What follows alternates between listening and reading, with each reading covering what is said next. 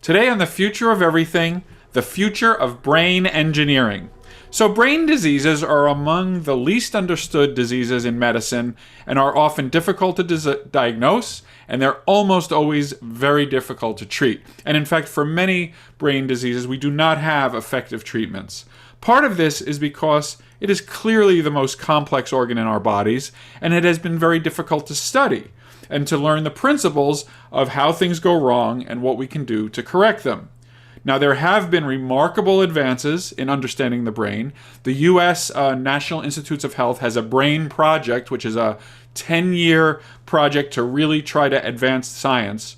And it's devoted to increasing both our understanding of how the brain works and the creation of tools to measure brain function. This will hopefully lead, of course, to new treatments. Now, we are able to do some things really well. Many of us know about CT and MRI, where we can take pictures of the inside of the brain. We can see the structure and the tissues. These pictures are becoming increasingly detailed and can now even show the details of which regions connect to which other regions, kind of giving us a basic wiring diagram, which is not complete, but we're getting there. We can also measure electrical activity. Many people have heard of EEGs, where we measure the electronic waves in the brain to understand the complex patterns associated with both health and disease.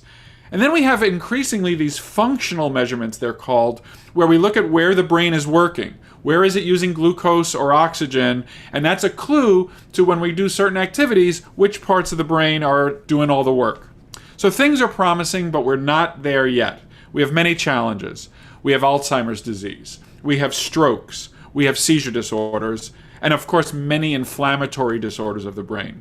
Well, Dr. Jin Lee is a professor of neurology, neuroradiology, bioengineering, and electrical engineering at Stanford University. Starting as an electrical engineer, she has dove into neuroscience and is using technologies and approaches of engineering to study brain function and disease. Jin, you have said that there has not been enough of an engineering approach to the brain and brain disorders. What has the previous approach been, and how are you trying to change this? Thank you, Russ. It's a great pleasure to talk about the future of brain disorder treatment from an electrical engineer's perspective. And I think one of the biggest challenges in brain disorder treatment is that we haven't really had a systematic approach to do things. I mean, we have worked through IT space. All of us, like no matter what age we are, we've seen things change over the past few decades where IT has gone and taken over our life. IT as in information technology. Yes, revolutionized everything that we see. However, when you just take a little turn and look at the space of biology, things change dramatically, where you are looking at things moving at a really sluggish pace.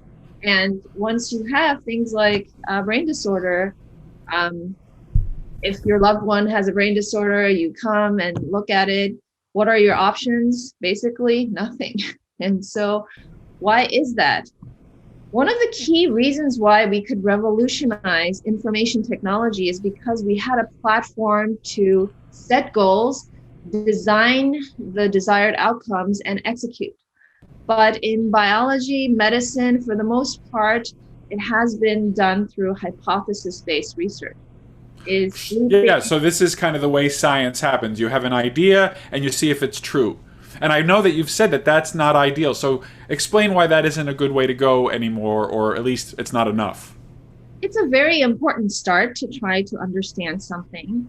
But that doesn't really cut it in a sense that, you have descriptions of something. Sleeping is better for your brain. How does that help you figure out how to fix something like you have Alzheimer's disease, and where do you start there? Okay, I hear that there is more inflammation in the brain when you have Alzheimer's. You reduce inflammation. Okay, maybe that helps, maybe that doesn't. That doesn't necessarily help you figure out, set the goals of your problems, which makes it very difficult to solve. Ideally, what you would need to solve problems like that is to say, okay, this is what the normal brain function algorithmic execution looks like. This is what a brain that has suffering from Alzheimer's looks like. Then you have a very clear set goal, is whether it is through having inflammation reduction, whether it is through having plaque reduction. Those are all things related to variables you want to control. In an engineering problem, you have to be able to set your goals very clearly. Yes. And that is not possible to date because of various reasons, but also there is very little effort to set the goal. Many are just approaching it from more of a biological hypothesis-driven. So is it the idea that that gives us only a patchy understanding of, like, we have a little knowledge about this and a little, it's like almost like Swiss cheese, but then when you're trying to do like diagnosis of diseases, you need a much kind of broader look at the disease and how to intervene. Right. So if you use an analogy with like a phone that we all carry one. Imagine you took the phone to the iPhone to an Apple store, and the genius tells you, did you drop the phone? Did you put it in a hot place, or did it go into water? Those are all important clues about what might have gone wrong with it. But if that's the only thing they knew about how to fix it, you're not facing a very positive. Okay, so that Apple brain person is like today's doctors asking you about your symptoms and saying, well, based on all this stuff, I think you have Alzheimer's. You would like to have a little bit more of an objective, it sounds like, way to assess the brain. You need to be able to pull out the tools, diagnostic setting, run. You see, oh, this is the part where your software is not running properly. You have to be able to look at, oh, this component is broken, and hence reducing your function here and there. One thing I want to say very clearly is that the brain treatment, what is the goal of a brain disease treatment? What do you think? Well, okay, you put me on the spot, but I would say that we would like to return to previous or normal function, whatever normal means to that patient. Exactly. So what you need is to be able to define the normal function.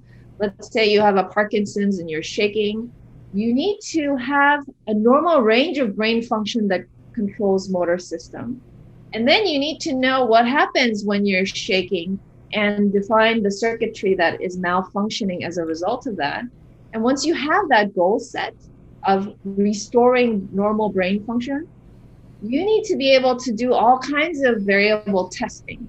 You have this drug that lowers your plaque accumulation. You have this drug that reduces your immune system response.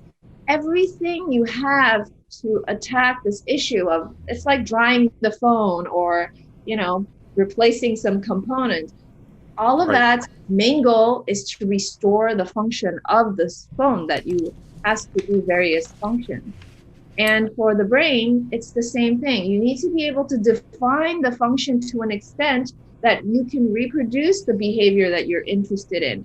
If you can tell how the motor control works to have normal function executed, then if you can distinguish that in a disease state, your goal becomes to simply minimize function normal, function disease, minimize that function, and you have various variables to tweak in order to make it happen.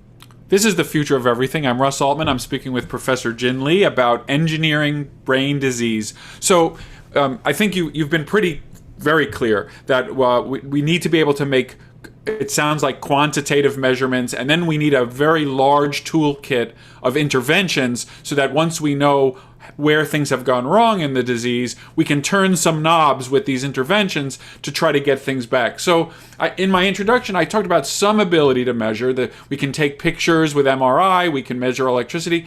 Is that enough to start doing the kinds of, I would say, this engineering approach to fixing things, or do we just simply not have enough ways to measure so that we know how to intervene? So I guess my question is, I'm sorry, I'm talking so much. Welcome to the show. I guess my question is, do we need to put more effort in making the measurements or developing the interventions based on the measurements? Or both? I would say both, but one thing that is missing right now is What we've done so far is fantastic. We've made all these tools to measure things. And measurement is the beginning of everything, where, imagine trying to lose weight while you can't measure your weight. So It's my without that favorite measurement, saying from engineering is if you can't measure, you can't intervene. exactly. The thing with the brain is we have a lot of different tools to measure things, but they're not quite enough. Oh, What you need to measure is, let's say you have Alzheimer's disease. One of the things that I often talk about is if you suspect you have Alzheimer's disease, you go to the clinic. Are they able to tell you you have Alzheimer's disease? it's very difficult. Unfortunately, I have loved ones, and basically they do a zillion tests, and if none of them come out positive, that is another explanation for the dementia. Then they're left saying, well, it must be Alzheimer's. Exactly. So most of the tests that are used for these neurological disease testing is diagnosis of exclusion. Figure out, oh, you took an MRI, there's a brain tumor. Oh, that's why you're having these memory problems, or things like that. They're all diagnosis of exclusion because of the fact that there is nothing that can tell you the algorithmic dysfunction underlying the brain. Okay. There are many measurement tools out there which could start to make those information be accessible, but we can't quite, as of yet, we can't quite give you the information on how to take those measurements and then tell you that, oh, your memory function Yes. is a little bit off. Your memory function should be working like this, but it's working a little bit like that. So we have to tweak that back to normal. That's what we need, but none of the tools that we have in the clinic right now is able to do that. Now I know that you are working on such tools. So tell us about that. How is the lab doing this? So the biggest difficulty in trying to figure this out is the brain is a very complex system, and I can't open your brain to figure out what's in there. And also, once I open it, it doesn't really do what it's supposed to. So it's difficult to figure that out. But there are many tools that are now available in the labs, and there's a little bit more things that you can do with animal experimentation. And so we are now taking these experimental tools, and we have looked at how we can reconstruct the algorithms underlying specific behaviors. If you have Parkinson's related repetitive motion, when you have that motion, what system is executing what function to make that happen? When you have epilepsy, where certain brain signals are malfunctioning and creating these synchronous states that it shouldn't have, what exactly is generating that and maintaining that system in this context of a brain circuit? So we now have these measurements that allow us to reconstruct these brain functions underlying the behavior of interest. And once we have that, we can now take this and look at clinical data to reconstruct what it means. Basically, I can't necessarily take detailed enough pictures of your brain. So are these mostly MRI type measurements? It is a combination of using genetic tools and MRI imaging and also electrical recordings, where we actually take a multi-resolution top-down approach. We go from the large-scale network, we look at how specific cell types interfunctionally relate to produce a specific behavior. And so we get a large-scale map. It's like a highway interaction map. And then once we have that, we also go in and look at a little more detail and see how specific neurons, one by one, talk to each other to generate that map, where we can now construct models of how algorithmic execution led to specific behavior. So when you say algorithmic, that's interesting, because that, of course, that's kind of sounds like a computer, like there's a series of steps. So it sounds like your model is that these diseases have the same kind of underlying logic that needs to be fixed. Like basically, it's an algorithm that's gone wrong. It used to say go left, now it's going right, or or whatever. So is that a good model for these neurological and diseases? That's a great question. Oftentimes people ask, are all our brains the same? Because, clearly your brain and my brain are different in several ways, but actually it is the same in the way we control motor function. For example, your brain and my brain does the same execution code to lift the arm. We may be thinking about different things, but that's another set of things. There are common architecture that describes the basic function that we all share as humans. And so that part, there is a range of normal, so to speak, in how things are executed. And we have to define that range. And then we have to also be able to tell what's different there. And when we say there's a disease, there is clear differences. And the key is to figure out the algorithmic precision level that can distinguish these things. And then once we have that, our goal is to merge this gap. And so we are now actually just starting to be able to construct these algorithmic models of how these behaviors are executed. And so with that, now that we have these clues from experiments on how these algorithms are executed, we then go, even though I couldn't measure everything from Russ's brain perfectly, I have all these different measurements of MRI and EEG and CT and whatnot. And we can then take that, and then from that clue, we can construct these underlying models of what your motor function execution look like, for example. Now, when you say underlying model, I did do my homework. I looked at some papers, and your group is increasingly publishing papers where you're using these AI type methods like deep learning and others. Is that what the model is? Is it a computational model of what's going on in the brain, or are those AI algorithms more for like unraveling the signal so that you can see what's going on? The short answer is the latter. The brain is a complex enough system where the AIs cannot really figure that out. We are really basing on data that's directly measured while certain brain function is executed. And then that data is used to construct the model. AI aspect is mainly to just clean up data and then get good signal out of what we've measured.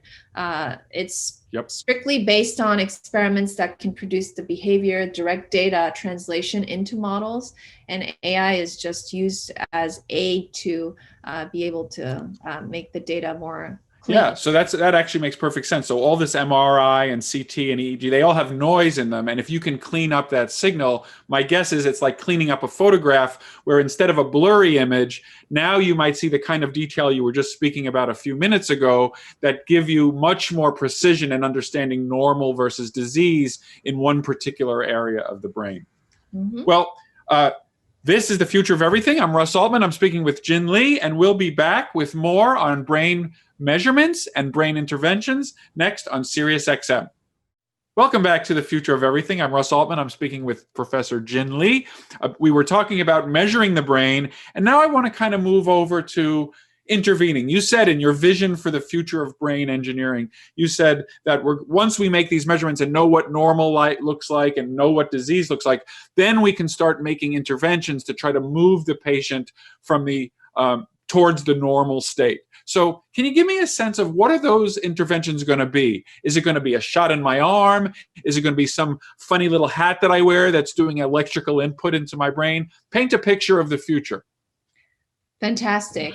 So what I envision as a future once we have these technologies deployed into the clinics would be where, you go to the clinic, instead of talking to the doctor, discussing what you might have, instead, you will get brain measurements, which will look at your brain's status of how everything is functioning. If you're suspecting Alzheimer's, you will measure things relevant to Alzheimer's and then look at that brain status and you'll get a score. Okay, you have this particular function a little bit off, so you're at the verge of going to the Alzheimer's stage. And then now you know the problem. Once you know the problem, we can deploy all the different techniques that we have currently in our choices of options toolkit. Yeah. And those toolkits, now it's difficult to use those toolkits partly because I don't know what's wrong with you. Right. And if I use toolkit A, does it work or not? I have to see whether you're Did it respond? Yes, no. Come back in 3 weeks. Let's see if it worked. Right. But right. instead, what we can have is, okay, this is exactly what's wrong with you. And based on what I know about these different toolkits function, I think toolkit C is what would work for you. But let me press you. Tell me what those tools might be. I know that you don't have a crystal ball, but you have the closest crystal ball of anyone I know since you work in this area. What might they be? Those toolkits are actually visible for a lot of us right now. It's just that it's difficult to deploy them properly. Toolkits would be various drugs that change status, right? If blood pressure is a problem, blood pressure lowering drug even can be something of a toolkit for potential to remove you from going into a disease state. Inflammation reducing drugs, plaque removing drugs, or even brain stimulations that are targeted to specific brain regions. Like electrical. Yes, electrical brain stimulation. There are also many genetic toolkits coming where you can edit some genes in order to. Now you're talking. This is what I wanted to hear about. So we might be injecting new genes or editing mechanisms. Many people have heard about the CRISPR tools for like changing the DNA. We might say, because of your problem, we're going to go in and change this little piece of DNA to kind of move you towards normal. Exactly. So we have many toolkits now in play. The problem is with the brain, it's unclear how to deploy those set of toolkits. But the kind of research that we're now doing to be able to give you that measure, what it allows you to do is, even if, let's say, you do some gene editing, you might overdo it and you might push you into the wrong direction. Right. Everything about brain disease treatment is to put that brain function in a narrow range of normal. Right. If you cannot measure it, you will go up and down. Even if you find a knob that can really change your brain status, it can go into multiple directions. Also, this set of multiple knobs that we have, one knob may not be enough. You may need to turn 3 or 4 knobs to put you in the right range. Right. No, that makes really good sense based on what you've been saying about the complexity. Go ahead. I'm sorry. But when you don't have a measurement to be able to put it in the range, how are you going to tune 3 or 4 knobs? And so what we are going to be able to see in the future by having this measurement, you will individually be able to diagnose the person's problem to give a discrete score of what's going on. And based on that score, we can deploy all of these fascinating, technologies. We hear about all these advances in biology that allows us to even edit genes. Right. But yet we don't have a cure for any brain disorder, which largely relates to the fact that we haven't set a proper engineering goal, and we need a tool to do that. The other thing that strikes me, and it's kind of implied by your comments, is you make that initial visit, you make that diagnosis, and then you give some medications or some editing, or you're allowed to make more measurements to say, did it work, or do I have to dial it back? In some of the things that I do, where we're adjusting medication doses, you always have to remember, you make your first prescription, but then that's why the patient comes back and you tweak things. And so I now imagine that you're going to be making your measurements several times over the course of treatment. So what about stem cells? There's been a lot about stem cells in neuroscience. Is that going to be one of the tools as well? Is that looking good, or is that just more hype and not really a useful set of tools? The way I see it is, the more knobs you have, the better. And stem cells is definitely one of the knobs. If you have destruction in the brain that's difficult to restore with anything else, stem cells is kind of a way to have new component plugged in, so to speak. And so for stem cell to be successful, I think having a very tight control over the stem cell generation, and you need to have a way of making the component very precisely for the purpose that we need. And once you have that combined with the ability to assess the status, we can say like, oh, this chip in the brain needs to be replaced. And that would be the role of the stem cell, the way I envision it. So this is The Future of Everything. I'm Russ Altman. I'm speaking with Professor Jin Lee about brain engineering and brain treatments. And I want to make this real in the last few minutes. We have 3.5 minutes. I just want to talk about, I know you've published in many areas such as Alzheimer's, stroke, seizure disorder, epilepsy. I just want to get your sense of what's the status of those fields, because many of the people listening now, either they themselves or loved ones or friends are affected by these diseases. So let's start with Alzheimer's, because it's come up a couple of times before. Where are we now, and what are the big questions or the big engineering obstacles to having good treatments for Alzheimer's? So to take a step back and tell you about some of the things that we're doing, like epilepsy, we have reached a stage where we can see how things are generated and synchronized and how it can be stopped. Okay. So many clues have been discovered there, where that now is almost ready to hit the clinic, where we can now start to help the patients directly. Alzheimer's disease. Wow, I should have asked about epilepsy first then. That's very exciting. Yeah, and epilepsy and Parkinson's and Alzheimer's, also the key circuitry regarding, for example, how the motor control is disturbed in Parkinson's. We're now able to make models around that. And so that is one of the things that we're also looking into deploying. And Alzheimer's disease, how different components of cognitive function is disturbed is also now being discovered, where we are thinking about ways to deploy that, although it's a little bit behind the other things. And we're also looking at different ways of empathy control that allows the empathy aspect of the brain disorder can be looked at. And so, wait a minute, that sounds very interesting. Do you mean the patient's ability to be empathic with other people? We're learning where that is, and if it gets disrupted, we might even be able to kind of help in that area. That sounds like a big deal. That's why I'm pausing on that. Absolutely. So that is one of the areas that we are also now making discoveries and looking into how we can directly help patients. And I didn't want to leave the epilepsy thing, because you said some of that is approaching the clinic. What is it that we will be doing in the setting of epilepsy that we're not currently doing? Is it the same technologies but used more precisely, or are there new things coming down the pike? So right now in epilepsy is one of the, I don't want to say easy, but easier than other diseases to treat right now, because epilepsy is much more visible than other diseases. And there are some tools doctors can use to measure things with. And so with that, there are a couple of different treatment options.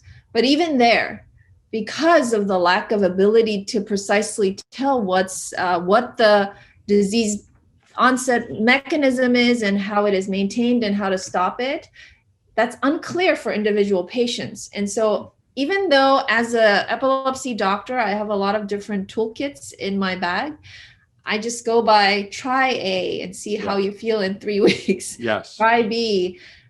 We're going to be able to transform that into the vision that I gave you earlier, where we can now say, okay, this is this patient's status. And I have a much more certain understanding of what to do. So toolkit D is a good match. So we're going to be able to do matching.